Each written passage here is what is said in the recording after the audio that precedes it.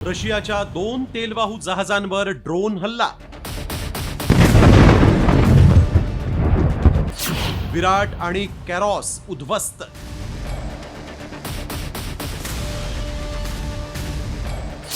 रशियाच्या जहाजांवर कोणत्या देशांचे झेंडे?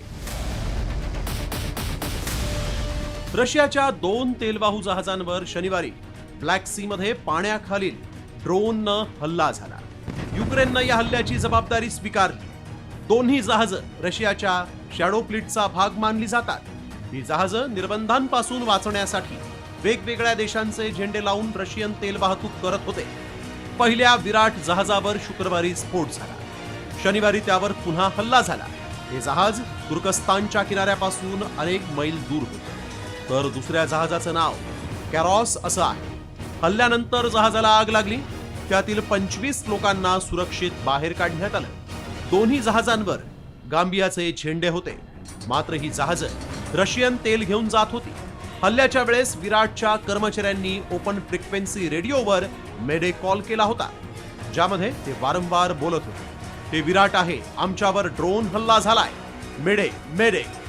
युक्रेनच्या सुरक्षा एजन्सीनुसार हे ऑपरेशन SBU आणि नौदलानं एकत्र केलं आणि दोन्ही जहाजांचं इतकं नुकसान झालं की ती आता वापरण्यायोग्य राहिलेली नाही.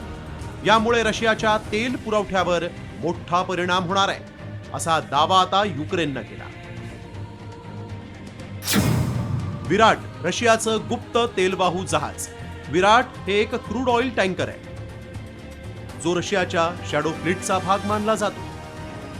हे जहाज प्रामुख्यानं रशियन तेलाला आंतरराष्ट्रीय निर्बंधांपासून वाचवून आशिया आणि इतर बाजारपेठांपर्यंत पोहोचवण्यासाठी वापरलं जातं. याची निर्मिती 2018 मध्ये झाली होती.